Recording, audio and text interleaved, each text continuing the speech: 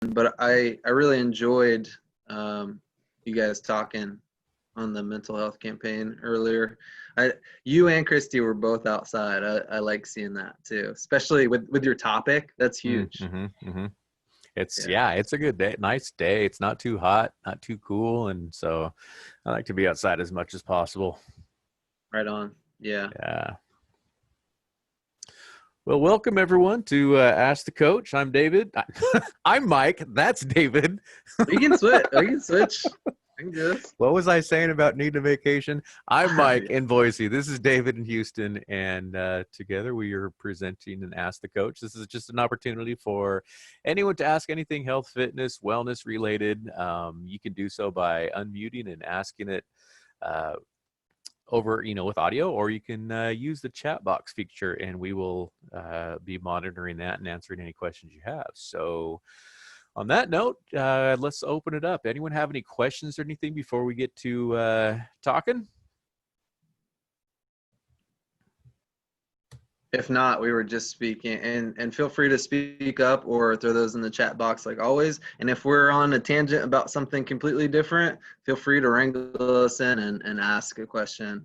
But we were just talking about PTO and time off and having some life balance and stuff like that. And when those signs and symptoms are setting in and you need some time off. I know Mike was talking about that a little bit. What do you got, man? Let me Saying your name incorrectly. let me give the backstory on that. So yesterday I was just working away on the computer, and it's not mindless work, but you just get in that routine where everything is just you've got reminders here, you've got notes there, and I was just doing what I was doing.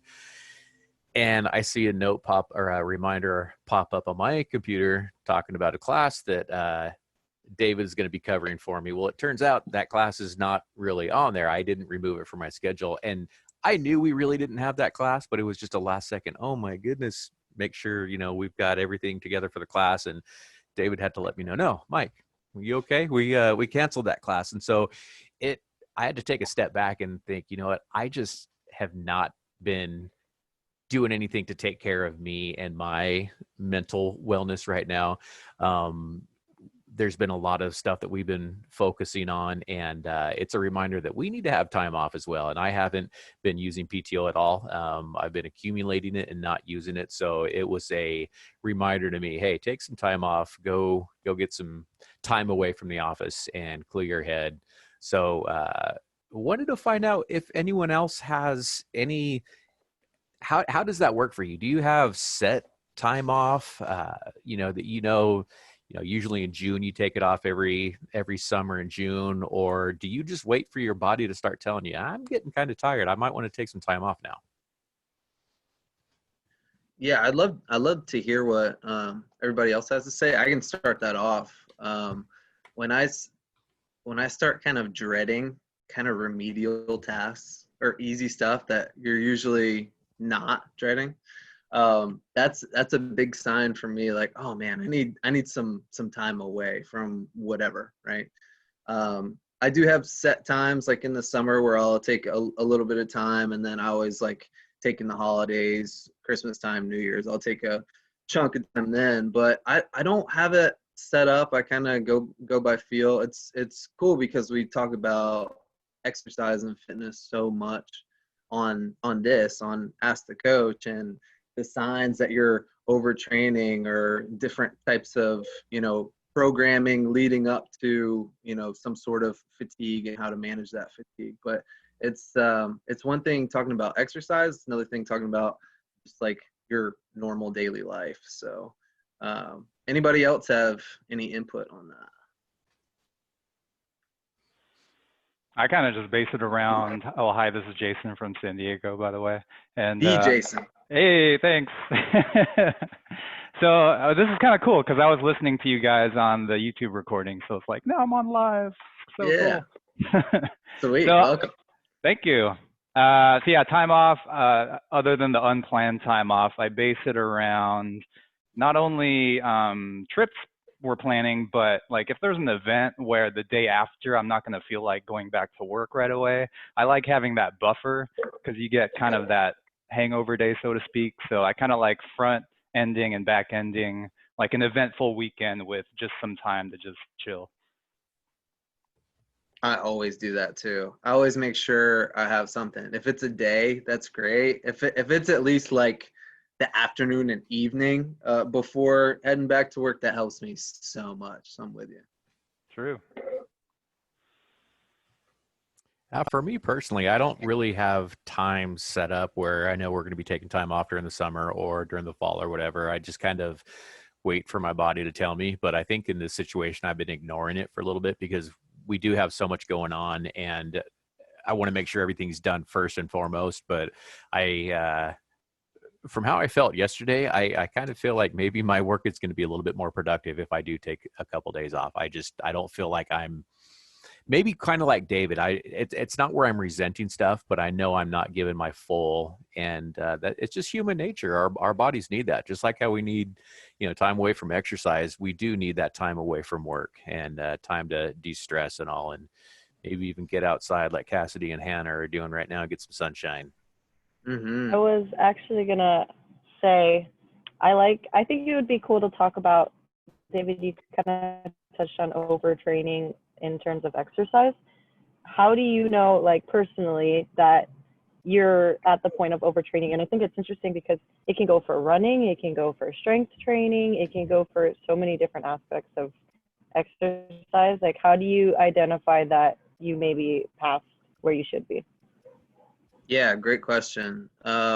So for me, I know my body so well that I can kind of feel it out. And if I keep up with my numbers as far as like weight training and stuff like that. So when I see those numbers going down, when it's not planned that they should be going down, like you're kind of forced to take a deload or take a rest day or some time off, that's how you know you're at least overreaching.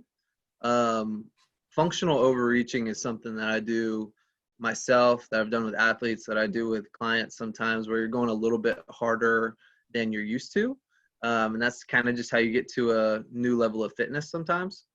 But if that's sustained and you're, really in the red, really feeling it, really super sore, your like weight numbers are going down, stuff like that. Those are all things like your sleep isn't as good. Well, actually, both sides of the spectrum of that, because my sleep will either suffer or I go to sleep and I'm used to getting 8 hours and I'll just like snooze for 10 hours and feel like my body needed it. So it's either one of those. Mike, any experience with that? With me, not the oversleep. It's or just the overtraining stuff. Yeah. With me, it's if I don't feel like I'm progressing at all, or if, something that I'm used to, like if on a kettlebell workout, for example, if I am used to using a 20 kilo and it's not feeling like a 20 kilo, or if my goal is an 8-minute set with a 20 kilo and at 6 minutes in, I'm not getting there where I normally have 8. That's when I tell my body, all right, something's just not quite right. And but I also like to listen to those little nagging aches and pains, like, oh yeah, my shoulder's just, it's just not quite right. I just feel like your body talks to you. It tells you when you're hungry, when you're tired, or when you're thirsty. It tells you when it's time to take a break as well. But I think that's where people need to really differentiate between not wanting to do something or actual overtraining. Because I'm one of the people, oh no, I've probably been overtraining. Well, no, you haven't, because you haven't been to the gym in 3 days. So get back in there. So right. You have to learn what to or how to interpret those signals. Yeah, you have to feel out how much your body can take and what your fitness level is at. Like, so for me or somebody that I'm working with, I know basically their maintenance amount of work that they need to do to kind of stay how they are. Unfortunately, a lot of people kind of hover around that and never push it a little bit to maybe some volumes that are more effective and aren't super comfortable to be in, but it's not like going to be sustained. You know what I mean? Like we're kind of adding some sets or adding some intensity somewhere, and then we're going to take a drop off. Because for me, I always look forward to that like third or fourth week where I'm going really hard. But after that week, it's, I'm ready for a week of super chill, not much training, letting all those micro tears in the muscles and all those aches and pains kind of go away. And then if you're used to training regularly and then you take that time off, you're ready to get after it for another month or so, you know? Yeah. Awesome question about kind of fatigue and overtraining. Yeah, it's definitely a real thing that I don't know that a lot of people take into consideration enough, where you can become overtrained without even realizing it. But we don't hear enough about it. You know, we always hear get in and exercise, but we also need to consider recovering from exercise. Yeah, absolutely. I'm just looking at our comments a little bit. Let's see. Yeah, all the Jasons. Funny. Okay, yeah, talking about the time off, that's cool. And then yawn a lot sometimes during a workout, especially cardio. Do I need more fuel before? I don't know if yawning is way. I mean, that sometimes you're just tired and you have to push through it. especially for cardio. If it's something that's not necessarily fun, it's just something that you're doing because it's healthy and you know all the benefits of it and it's going to make you feel better. I don't think that, you know, yawning is a sign of not overtraining for sure. You might just be, you know, a little fatigued, a little tired. I don't think you have to worry about that. More fuel before, we'd have to, if you can put the nutrition, like what you're eating or the time frame in which you're eating, maybe we can talk more about that. Need more O2. Yeah. So on CubeFit Bites, Jessica was just talking about fiber and the impact of water. I know in the recovery series that Emily did, she talked about water too. It's a recurring thing. Staying hydrated is a big part of your nutrition that's often overlooked. So that's definitely part of it.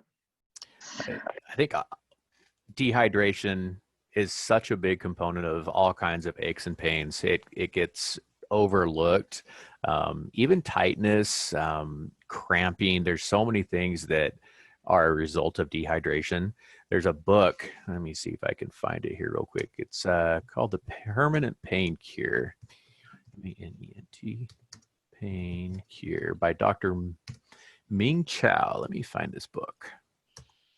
I actually bought that book on one of your last sessions and haven't, with the moving, haven't had time to read it, but I have it and I am really interested in that.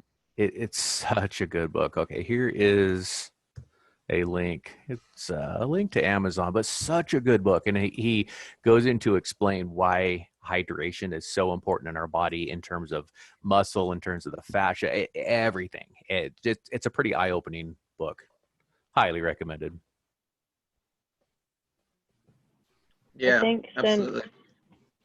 I know HP fitness centers aren't open yet, but a lot of gyms are opening up. And I know myself, I've been entering back into the strength training. Do you have any tips on re-entering strength training? Yeah, go ahead, Mike, and I'll follow you up. I would say well, I know your situation is a little bit different, Cassidy, but for, you know, when you get back in, don't expect to start where you stopped, or don't expect to pick up where you left off. I mean, that's first and foremost, and that's good for everything. That's whether, you know, you're a runner, you're a weightlifter, whatever it is, we have to expect to be able to scale back a little bit. And best advice is after a good warm up for whatever you're going to be doing, just start light. You know, if it's squat day and you're planning on, you know, squatting 135 for your sets of 10 or whatever, we're not going to jump right in there assuming you can do that. We want to work up to that load and just make sure everything's firing correctly, make sure it feels right. Your body tells you when a squat's not quite right. You might have, you know, a tight hip or a tight hip flexor or something. But approach it cautiously and listen to your body. I think that's my best advice. David, you touch on that? Yeah, for sure. Everything that you said, and what Nick said, go lighter for sure. It depends on your situation. Cassie, I'll talk about volume too. Thanks. But it depends on your situation. So when I take my N equals 1 and and I look at my training right now, I've been forced to go lighter than usual. So my rep ranges have been kind of outlandish. So if you're in my situation, maybe going a little bit heavier than what you've been doing would work. Just know that the volume's gonna be lower, because if you're doing, I don't know, 5 sets of 20 or something crazy like that on a certain lift, and you add just a little bit more weight, but you cut it to like 10 reps or something. It's your technique. You're practicing that form again, especially if you haven't been able to do big multi-joint lifts, squat, deadlift, bench press, things like that, barbell rows. You can kind of unlearn those things. So make sure that you have those habits back where they were. And then as far as the volume, 10 by 10 German volume training, intense name. But with the volume, for anybody that's kind of wondering what that means, that's your sets times reps times weight that you're using to get like a number of your volume. What I usually do to kind of simplify things for people is I just go by number of working sets. So like sets where you're going pretty hard. And I kind of use that as my volume approach. For a certain muscle group, it might take 10 sets. It might only take 4. It might take 16 per week. So just making sure that you're scaling your volume back a little bit, slowly getting back into it, and making sure that rest, you're having more rest in between sets, and then maybe another rest day in between working certain muscle groups. I like that extra rest between sets. Yeah, I like that a lot. Yeah, because that's a way that I've. Go ahead. I'm sorry. No, I was just commenting on the chat here. Anything with the name German in it sounds hardcore as far as a training system. I'm in. Du hast. Yeah. But yeah, just kind of going back into it and knowing that you have time. So you guys were talking earlier on the mental health call about flexibility with all this stuff too. And I always use this term with people, like structured flexibility. So we're going to have a certain amount of structure about ways that we're going to do things, but that doesn't mean that it's necessarily set in stone. So kind of having a plan of attack, but knowing that you can use some variations along the way is a good thing to know.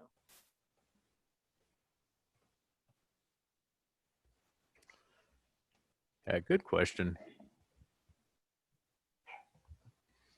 Any other questions out there? So Mike and David, so this might even be a whole new episode, but so like I went through a phase where like I was so obsessed with conditioning, meaning like getting super lean, and like I had it to the point where like things were just popping out of nowhere, like basically just like everything visible. And I've seen pictures of both of you when you were like sick lean. So like, can you like speak to your mentality back then and how things were different compared to where they are now and what people can expect if they're going in that direction? David? Yeah, I can start this one off.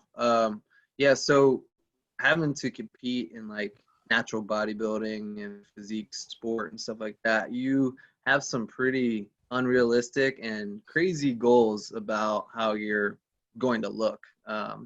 And so for me, that's getting to single digit body fat percentage, kind of like Jason was saying, seeing all kinds of striations and lines and vascularity that you've never seen before. I even had them I had like striations in my cheeks and stuff. It was pretty crazy, but you have to be so restricted in your dieting practices. You have to be so on top of your training approach, so on top of all the fatigue management, like the rest days, light days, stuff like that. And it's really like another part-time job. It's a really cool endeavor, and I'm glad that I did it.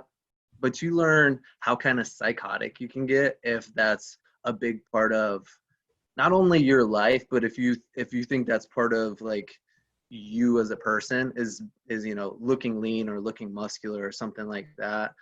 It can definitely get the best of you. And if you're tracking your food, you can get super obsessed with what's going into MyFitnessPal, or I can't go out to eat because I don't know what they're cooking it in, or you're bringing you're bringing something to weigh your food at the restaurant or something like that. It can get really psychotic. So while I do think it's good to push it at times, if you have weight loss goals or body composition goals, I think you need to take it with a grain of salt and know that it's not a measure of your worth.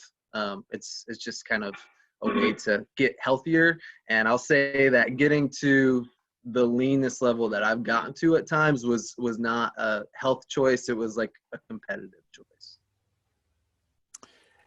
And I've been there as well. I've been in the single digits before. And while I felt like I looked good physically, and I did look good physically, I did not feel good mentally. And it's like David said, it's another job. It's more than a full-time job. Like you devote everything, everything revolves around that. And it consumed me so much to where I didn't have a social life anymore. I wouldn't go out to eat or drink with friends. On the rare occasion when I did, I'd go out and have a beer. The associated guilt with it was too much. And I was having a hard time with moderation. It was all or nothing for me. And while I was, looking good physique wise, I wasn't strong. I wasn't well. I wasn't sleeping well. I am a heck of a lot stronger now, where I'm carrying a lot more body fat than when I was super lean. And I feel a heck of a lot better now. I sleep better. My stress is lower. And I don't have those issues with guilt anymore. I mean, the guilt was one of the biggest components of it. And when I decided to let it go, it was all or nothing. And so now anything is fair game, anything in moderation. If I want to have a beer, that's fine. If I want to have a bowl of ice cream, you better believe it's going to be a huge bowl of ice cream. I'm not going to, I don't know. I allow myself to do it. And do I overindulge? Absolutely. Do I know I do? Absolutely. But, I'm happy, I'm healthy, and I'm strong. And to me, I'm getting up into my I'm turning 47, and I'm beyond the point of training for vanity. That's not me anymore. I want to be able to spend the weekend outside camping and not come back all beat up because I was climbing a hill and I'm so sore that I can't go to work on Monday. That's why I train. And I believe that's a lot more healthy of an approach than where I used to be. I was not living healthfully. It's interesting to have that perspective from both of you, because you mentioned some good things from the other side. Because like when people see images on social media and the Fitspo, like what they don't understand is like that is probably a short period of time that they peak for those photographs. And like, yeah, I was at the point where like having a 6 or 8 pack was no big deal. Like I wanted those muscle fibers like that David was seeing in those weird places. And then like I noticed during my behavior during that time, because it does attract a certain personality, which is psychotic almost, like just being psychotic with your whole regimen, is I started to notice like the things I was posting on social media was like, sounded like it was coming from someone with an eating disorder. And in a way it was in like a predetermined period of time, but it does become part of your identity. So it's good that you guys have that perspective, and it's great to have pictures, but once you have those pictures, just start living again. Yeah. Yep. All great points, and a really great question, because if you come out on the other side of it and you have that perspective, you can see what a selfish pursuit and endeavor it is, which it's okay to be selfish in certain ways. But when it's kind of all encompassing and a big part of your life like that, it gets out of the zone of, healthy.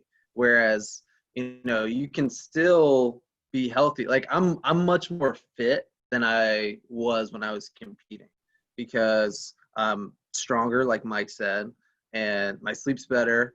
I can do stuff on the weekends, right? I still have like a social life and stuff like that. But you get all the perks of doing all the hard training too.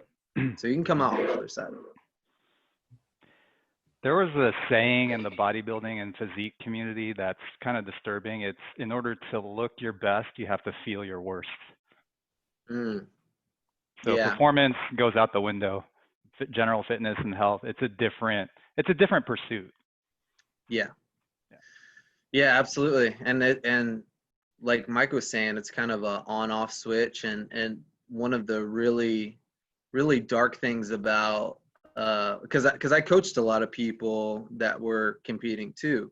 So I would get a lot of people that came to me that had really screwed up metabolisms and all kinds of screwy stuff going on. And it's because they, did this diet that they couldn't sustain, and then after, they were so crazy and food obsessed and over the training because they never took any time off, that they gained a bunch of body fat in a short amount of time. And they gained, after just looking their best, like maybe a week or a month before or whatever. And so they were in this really precarious position where I just spent a chunk of my life to look like this, and now I don't look like that person. I can't get control of my behaviors, stuff like that. So having a plan of attack, not only in the short term, but in the long term, is something that I can't preach about, enough. And it should never be that on-off switch. And I've used this before. It should always be a volume dial. And that's how all my training is with people. It should be, okay, we're tuning it up here, we need to go a little bit harder here, and then we know when to go back and turn that volume down a little bit. David, I've never heard that analogy. I love it. That's big. I like that a lot. It's on for people for sure. Yeah. Cassidy, I saw that you left a note saying love that point. Mike, what was that point? I'm sorry. I caught this that message late. That was Dylan, actually. Just kidding. No, I love that you pointed out, like Jason said, the other, like what people don't see about how hard mentally it is to look a certain way, mm-hmm. and how exhausting it can really be, and how much it really takes up of your life. Like David said, it's like a part-time job. I think that it was really important that you two both said that. He's crying. He agrees. But thank you. Yeah. Anyone else have anything to add on that? Yeah, we got a few minutes. Is it okay if I talk instead of writing? Please do. Oh, yeah. Well, it's been a struggle for me. I am almost 40 and I am diabetic type 1. I am having a massive loss of muscle during this time. I'm trying to work out as much as I can. My sugar levels are not doing okay because I'm all day at home and I cannot go outside because of the COVID situation. I'm on the high risk population. I used to walk around 4 kilometers or more daily to keep myself, healthy, and then do an hour of heavyweight lifting or something like that. And I'm unable to walk now, and it's taking a toll on me. I am looking at my arms and chest and losing a lot of muscle mass and definition, and it's getting me down.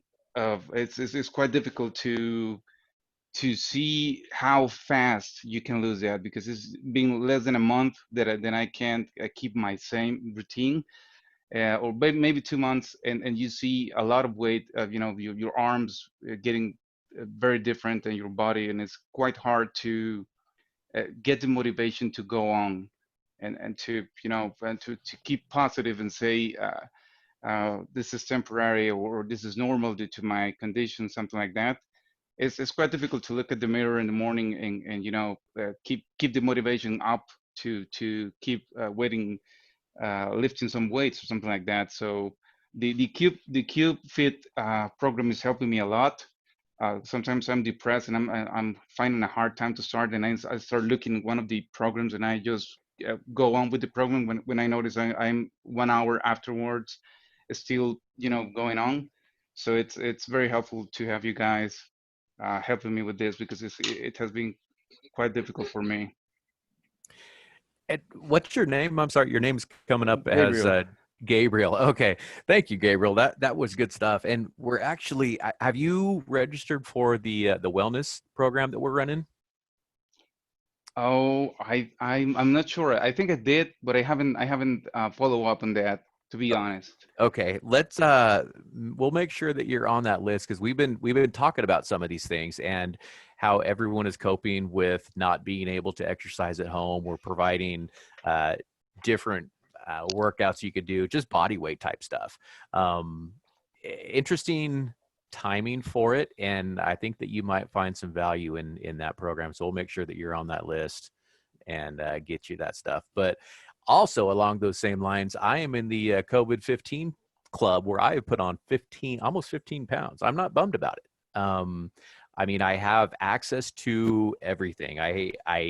I'm still working out, but I'm eating so much food and it's overindulgence. I'm not upset about it.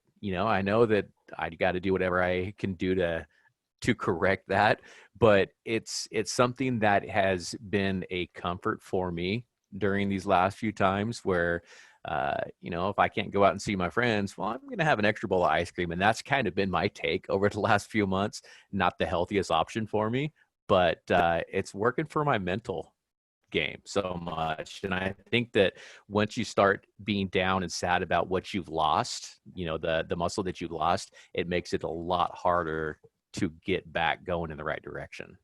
So kind of what I'm wanting to say, we're all in this together right now. There's a lot of people who are having these issues, but there's solutions out there, and we've got stuff to help you out with. So really encourage you to take a look at that, the wellness webinar or the wellness program that we're running. And along those notes, keep up with the CubeFit. And if you have any other questions, exercise related, please feel free to ask us. One last thing on the points that you were making too. I know it's hard seeing those changes if they're, not positive in the mirror in the short term. But like I was saying, those like actual muscle loss takes a while. And I wouldn't worry about those too much, because when you get back to the strength training that you were doing and the movement that you were doing, you're going to get all of that stuff back.